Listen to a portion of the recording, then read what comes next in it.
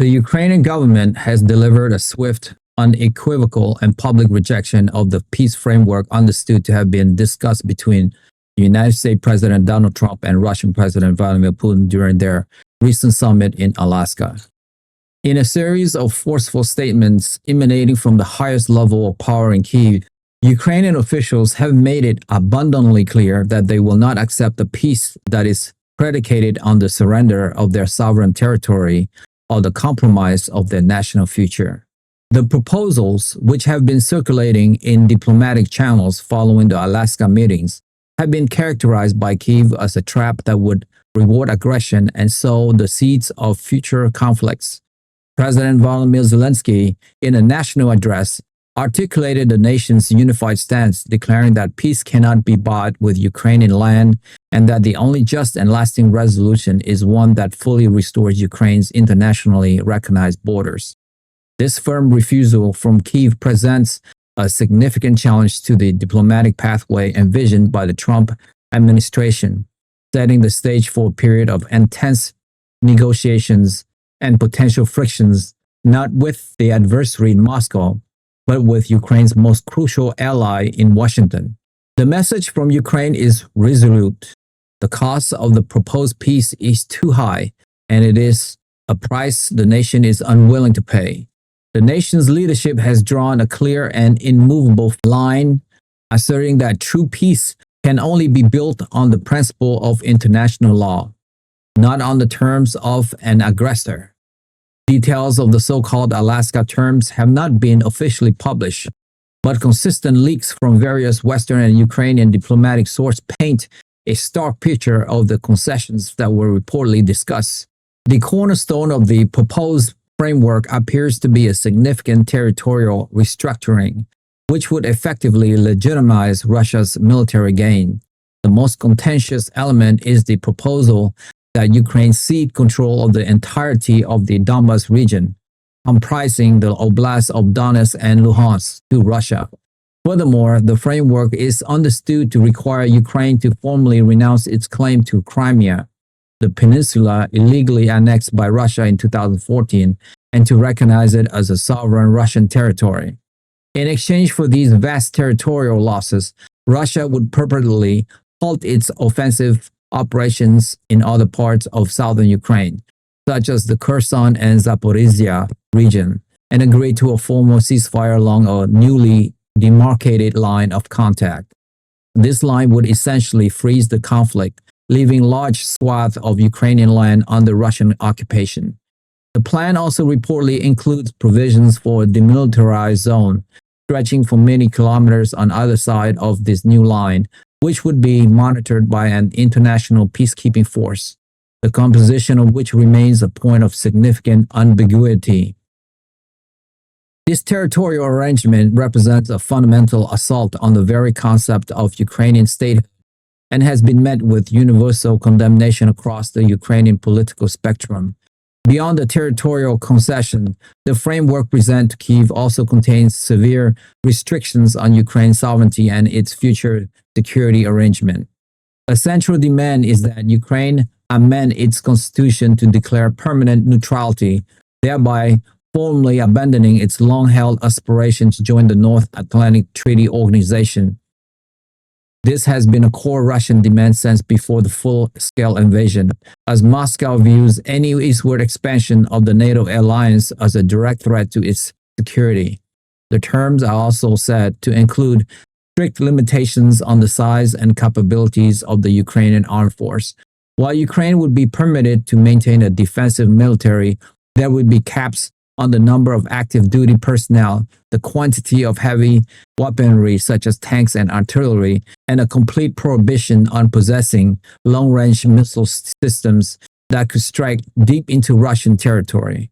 Furthermore, the framework would forbid Ukraine from hosting foreign military bases or participating in military alliance. In return for these sweeping concessions, the proposal offers a facelifting of the international sanctions that have been imposed on Russia since the start of the conflict. This element is seen in Kyiv not only as a reward for Moscow's aggression, but also as a mechanism that would allow the Russian economy to recover and its military rearm. posing a perpetual threat to a weakened and territorially diminished Ukraine. The Ukrainian government's rejection of these terms is rooted in a set of deeply held principles that officials argue are non-negotiable. First and foremost is the principle of sovereignty and territorial integrity. For Kyiv, accepting the loss of the Donbas and Crimea is not a pragmatic compromise but an act of national surrender. Officials have repeatedly stated that validating the seizure of territory by force would shatter the foundations of the international legal order and set a dangerous global precedent. It would signal to authoritarian regimes everywhere that borders can be redrawn through violence, a prospect that has alarmed nations far beyond Europe.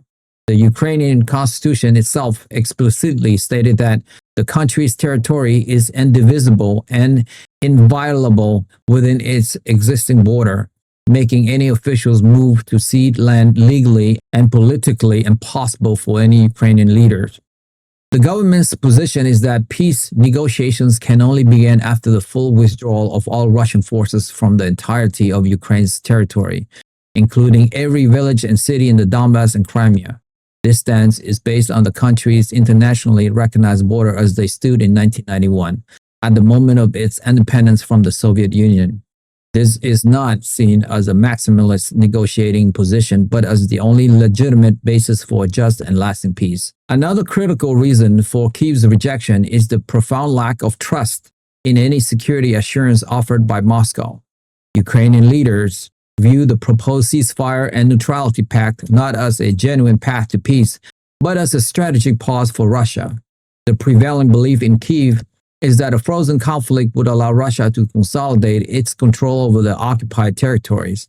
The prevailing belief in Kyiv is that a frozen conflict would allow Russia to consolidate its control over the occupied territories, suppress local resistance, and rebuild its depleted military forces for a future potentially more successful invasion. The experience of the Minsk agreement, which were intended to end the conflict in the Donbas after 2014, but ultimately failed to do so, is frequently cited as a cautionary tale. Ukrainian officials argue that those agreements were repeatedly violated by Russia and its proxies, and that any new deal based on similar principles would suffer the same fate. They contended that the only reliable security guarantee for Ukraine is a strong, well-equipped military capable of deterring any future aggressions, and ideally backed by the collective security promise of a powerful alliance like NATO. The proposed limitation on Ukraine's armed force are therefore seen as a direct attempt to permanently weaken the country and leave it vulnerable to future attacks. From Kyiv's perspective, a neutral, demilitarized Ukraine, situated next to an unpunished and revanchist Russia, is a recipe for perpetual instability and eventual destruction. The domestic political reality within Ukraine also makes acceptance of the Alaska terms an impossibility. The full-scale invasion has forged an unparalleled sense of national unity and a fierce determination to resist. The Ukrainian people have made immense sacrifice, with hundreds of thousands of citizens serving in the armed force and countless civilians enduring the brutalities of occupation and bombardment. Public opinion polls consistently show that an overwhelming majority of Ukrainians, often in excess of 90%, are opposed to ceding any territory to Russia. Zelenskyy or any other political leader to agree to such a deal would be seen as a profound betrayal of the nation's struggle and a desecration of the memory of those who have died. It would almost certainly lead to massive civil unrest and a complete collapse of governmental authority. The Ukrainian government is not just reflecting, but is also bound by this powerful public consensus. The war has become an existential fight for national survival, and the idea of surrendering the very land for which so much blood has been shed is politically toxic and morally unthinkable. Ukrainian officials have communicated this reality in stark terms to their international partners, explaining that their government's survival and indeed the stability of the Ukrainian state depends on its unwavering defense of the nation's territorial integrity. In the aftermath of the rejection, Ukrainian diplomacy has gone into overdrive to manage the fallout and reinforce its position with key allies. Kyiv has been in constant communication with the administration in Washington, expressing its gratitude for the American diplomatic effort while firmly reiterating its non-negotiable red line. The messaging to the United States has been carefully calibrated, with Ukrainian diplomats making direct appeal to officials perceived as being more sympathetic to their cause, such as Secretary of State Marco Rubio and Secretary of Defense Peter Hegseth. The argument being made in these private channels is that providing Ukraine with the advanced weaponry it needs to achieve a decisive victory on the battlefield is a more reliable and ultimately more stable path to peace than a flawed agreement that rewards the aggressor. Kyiv is arguing that a militarily successful Ukraine can negotiate from a position of strength and dictate the terms of a just peace, rather than having unjust terms dictated to it. This position has found a receptive audience in many European capitals, further strengthening Ukraine's hand. As detailed in the wake of the Alaska summit, European leaders like Emmanuel Macron of France, Friedrich Merz of Germany, and Keir Starmer of the United Kingdom have already aligned themselves with Kyiv's stance, emphasizing that Ukraine's sovereignty must be respected. This European solidarity is a critical asset for Kyiv, ensuring that it is not isolated in its confrontation with the proposed peace framework.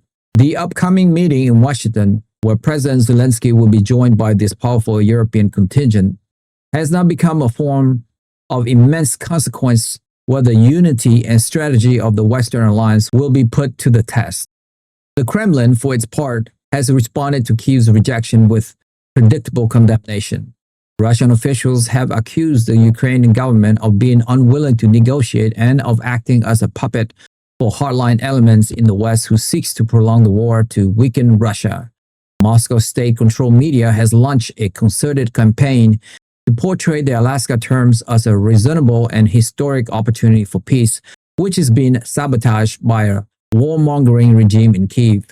President Putin's spokesperson stated that Ukraine's refusal demonstrates its lack of interest in the fate of its own people and will only lead to more bloodshed, for which Kyiv and its Western backers will be solely responsible. Russia is attempting to frame the situation as a choice between pragmatic peace offered by Moscow and Trump and a perpetual war demanded by Ukraine and its European allies. This narrative is designed to create divisions within the Western alliance and to pressure Washington to exert more force on Kyiv to accept the deal. However, this Russian posturing is unlikely to sway opinion in Ukraine or among its Sanchez supporters, who view it as a cynical attempt to evade responsibility for launching the largest land war in Europe since the Second World War. With the diplomatic track seemingly at a dead end, the immediate implication of Kyiv's refusal is that the brutal war of attrition will continue and likely intensify. The Ukrainian military leadership has made it clear that it has no intention of pausing its operation. On the contrary, they are expected to press on with counteroffensive actions in key sectors of the front. The rejections of a diplomatic solution places an even greater emphasis on the battlefield, making the continuous and accelerated supply of Western military aid more critical than ever. Ukrainian officials are publicly and privately renewing their urgent requests for specific capabilities they believe are necessary to change the military balance in their favor. These include a greater number of advanced air defense systems to protect Ukrainian cities from relentless Russian missiles and drone strikes, long-range precision-guided missiles that can disrupt Russian logistic and command center deep behind the front line, and a steady supply of artillery ammunition, which remains a critical commodity in this artillery-centric war. The Ukrainian government is making the case to Secretary of Defense Peter Hegseth and his counterparts across the NATO alliance that now is the time to double down on military support, to demonstrate to Russia that it cannot win on the battlefield and that its only options is to negotiate on Ukraine's term, which began with a full and unconditional withdrawal from all occupied territories. The steadfastness of Kyiv in the face of immense pressure has transformed the global conflict, shifting the focus from a potential superpower settlement to a raw test of Ukrainian resilience and the enduring commitment of its international partners. The world now watches to see whether that commitment will hold firm in the face of a rejected peace plan or if the division Moscow seeks to exploit will begin to emerge. Many of my listeners, like 70%, haven't subscribed to my YouTube channel, and so many of you don't even know that you haven't subscribed, and that is actually what makes the show going. It's almost like you're making a donation to the show. So that's why I ask again and again, because it enables us to grow and grow and grow. And we're going for the long haul here. And listen, if this is your first time listening to World Global Conflict, you don't have to subscribe. You guys, your first one's on me. But if you have watched this show before, it's like you are a freeloader now. So all I would ask you is, if you have seen this show before and you like it, help me. Help my team here. Hit that subscribe and like button now, and we will continue to build this show for you. That I swear. Thank you to all of you guys who have subscribed. It means a lot to me. Thank you so much. That's all for me for today. I will see you soon. Bye for now.